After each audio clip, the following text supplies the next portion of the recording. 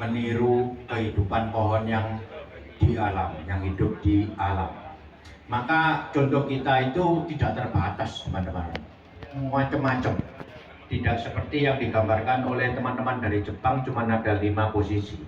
Setiap kali kita mendapat bahan, kita selalu bertanya, ini gayanya apa? Miring, meliuk, tegak, menggantung, dan lain-lain.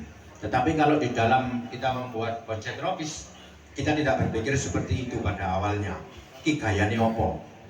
Tidak perlu. Mau jengking, mau miring, mau apa, nungging, tidak perlu kita pedulikan. Ya, yang paling penting adalah apa? Bisa menampilkan keindahan yang tadi, yang masuk akal. Dimulai dari apa? Dimulai dari gerak dasar atau bahan yang tersedia. Ya, seperti kita tahu bersama bahwa membuat bonsai itu sebenarnya ada 2 tahap. Yang satu tahap membuat bahan, yang satu setelah bahan jadi di finishing. Jadi ada tahap membuat bahan dan tahap finishing.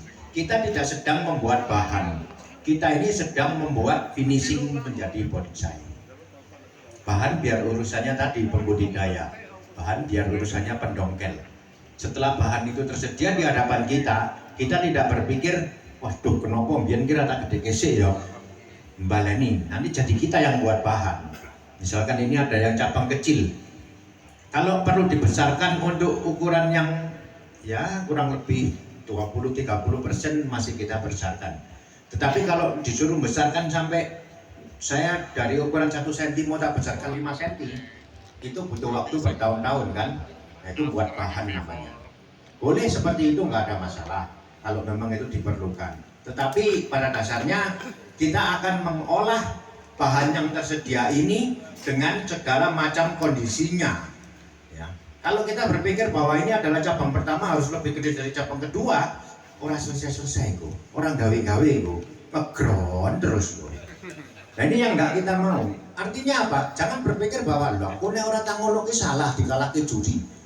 Jangan berpikir seperti itu. Bahwa ini kecil, bagaimana kita menampilkan dia kecil, itulah yang kita pikirkan kan gitu. Ya kan? Saya nggak peduli kok ini babat cabang kecil hidupnya di sini. Saya tidak peduli, yang saya pedulikan adalah bagaimana menampilkan cabang ini kecil supaya memang masuk akal dia tumbuhnya kecil. Lah kalau cabang kecil begini, atasnya los, tidak ada hambatan apa-apa, masuk akal nggak saya tumbuhkan kecil?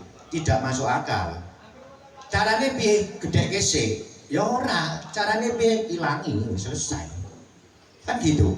Jadi ada banyak cara selain cara yang dipikirkan oleh proses pembuatan bahan.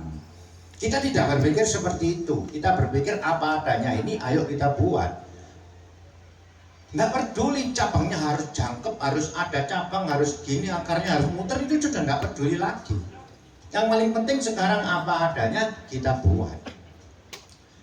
Pohon syaratnya itu cuma ada 3 elemen. Yang satu akar, yang kedua batang, yang ketiga mahkota. Selesai. Itu bisa kita lihat, kita sebut sebagai pohon. Tanpa mempunyai cabang enggak apa-apa toh. Iya toh? Nah, lapo kita peduli cabang? Jangan pedulikan cabang dulu sebagai dasarnya. Ketika nanti ada cabang, nah cabang ini baru kita pikirkan. Sing cilik ya diumpet nih, sing gede ya ditawang nih. Kan gitu. Dia bisa besar karena apa? Tawang itu apa? Lepas bebas, karena sinar matahari full menyinari dia, maka dia bisa tumbuh bebas, ya kan? Dia bisa kecil karena apa? Karena terlarang mungkin kerumunan daun di atasnya. Itu semua masuk akal yang kita sajikan. Itu yang kita pikirkan. Tidak usah mikir apa kata juri, apa kata teman, apa kata siapa. Nggak usah. Udah, ini apa adanya. Ayo kita garap tadi. Contoh kita adalah pohon. Logika apa yang pohon hidup di alam kita pakai untuk membuat kreativitas karya kita. Ya. Nah, di dalam melangkah ataupun di dalam berpraktek membuat, saya selalu mengawali dengan mencari posisi terbaik dari pohon ini, mencari potensi terbaik dari pohon ini yang sedang kita garap. Lewat apa? Lewat menentukan gerak dasar. Ya. Gerak dasar adalah gerakan batang yang diawali dengan tumbuhnya akar dan diakhiri nanti di ujung dengan tumbuhnya mahkota. Itu tadi dasarnya sebuah pohon itu ya itu. Akare weruh sumber kehidupannya tahu kita perjelas. Supaya apa? Supaya tahu nanti bagaimana pohon ini tumbuh. Akar muter, kita akan membayangkan pohon ini hidup di dataran. Akarnya akan rusak sebelah, kita mengharapkan pohon ini tumbuhnya ke arah satu arah dan lain-lain. Akar penting dibaca, akar penting disajikan sebagai konsep dasar kehidupan pohon ini, pohon yang ingin kita presentasikan. Kemudian gerakan batang, kita cari yang luas yang bagaimana sesuai dengan kondisi akar. Jadi berurutan, akarnya dilihat dulu, akarnya bagaimana. Akarnya mau muter atau mau apa, kita lihat, kita baca. Kalau akarnya sebelah kiri dominan, sebelah kanan nggak ada, ya kita nanti cari posisi yang sesuai dengan kondisi akar. Nah, setelah gerak batang ditentukan, kita nanti menentukan letak mahkota. Jadi gerak batangnya seperti ini, letak mahkotanya seperti ini. Itu langkah awal. Sekarang bagaimana cara menentukan gerak dasar yang tadi saya katakan luas, yang enak dipandang.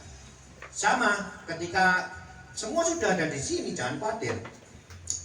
Abaikan dulu kondisi-kondisi yang di luar 3 elemen tadi, akar, batang, dan mahkota. Cabangnya abaikan dulu. Tentang keringannya, tentang kulitnya yang keraknya apa segala macam, itu dihilangkan dulu. Karena cabang-cabang yang ada ini nanti dianalisa setelah kita menentukan gerak batang. Sebelum kita menentukan gerak batang, kita tidak bisa menganalisa apakah cabang ini kepake, apakah cabang ini tidak terpakai. Karena gerak batang belum ditentukan. Ya. Jadi gerak batang ditentukan dulu. Nah, bagaimana menentukan tentang gerak batang keluasannya bagaimana? Itu sebenarnya sudah ada di benak kita. Dengan mengkombinasikan pemikiran atau pola pikir logika alam, kemudian keluasan. Jadi katakanlah saya sekarang berdiri ya, posisi saya berdiri santai. Saya mungkin sedakap gini sambil kaki saya gini, sambil rokok. Santai saya. Tapi kalau saya ngomong saya berdiri santai kemudian kaki saya begini, enak enggak? Nah, diketawain kan? Ini kan kita tahu yang ketawa ini bilang, wah Pak Rudi posisinya enak. Sama dengan pohon ini. Enak enggak enak sudah ada di sini, sudah bisa kita rasakan. Oh, ini enak. Pas ini. Akarnya pas ngene, ikine pas ngene, kok keringan ning kene. Semua. Nah, itu adalah ini tentang jam terbang. Tentang kepekaan kita membaca. Kepekaan seorang seniman pertama kali bertemu dengan bahan yang ingin digarap. Ini terjadi komunikasi. Kita tidak bisa menentukan gerak batang dengan hanya melihat satu sisi. Tidak bisa. Kita tidak bisa menentukan gerak batang dengan hanya melihat satu elemen. Tidak bisa. 3 elemen tadi yang paling pokok yang harus dipelajari. Oke, saya terus praktekkan ini ya. Jadi kalau tadi harus dianalisa dari akarnya dulu, pohon ini akarnya cenderung bagus, ya, di mana-mana tumbuh akar. Jadi kekuatan tumbuh bisa di mana-mana. Kekuatan tumbuh sudah tidak kita ragukan lagi. Artinya pohon ini bisa digambarkan hidup di dataran yang cukup mulus. Tidak banyak batuan karena akarnya banyak.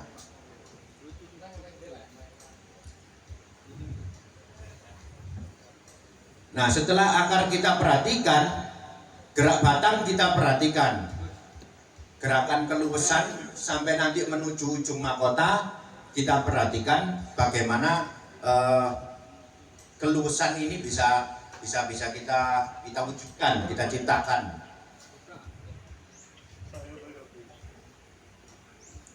Mungkin bisa dibantu, ini mau direposisi Mas Nur, lihat